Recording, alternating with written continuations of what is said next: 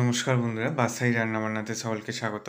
আজ তোমাদের সাথে শেয়ার করব দারুণ স্বাদের একটা স্ন্যাক্সের রেসিপি। তবে পেঁয়াজ রসুন ছাড়া এই স্ন্যাক্সটা বানিয়ে তোমাদের দেখাবো।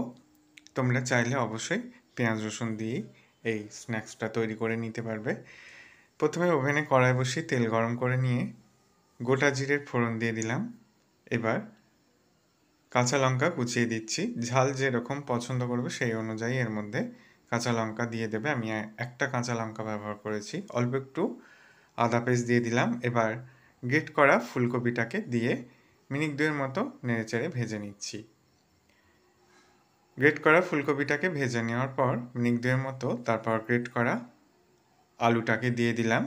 একসাথে ফুলকপি আর গ্রেট করা আলুটাকে ভেজে নিচ্ছি।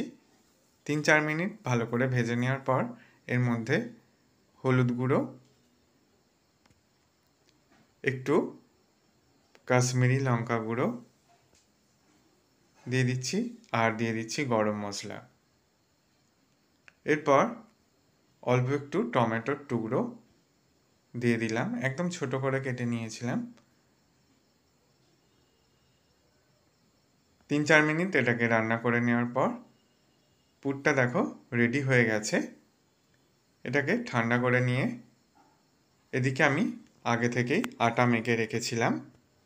আটা থেকে লেচি কেটে নিয়ে তারপর এইভাবে বাটি তৈরি করে নিয়ে পুরটা দিয়ে দিচ্ছি এর মধ্যে। এরপর হালকা হাতে একটু করে চেপে দিচ্ছি, বেলে নেব না।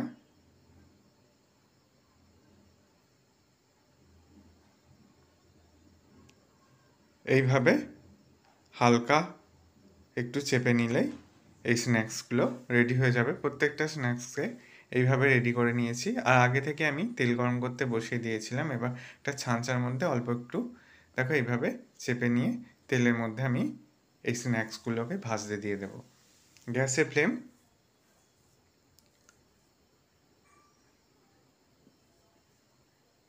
আমি মিডিয়াম টু হাইতে রেখেছি।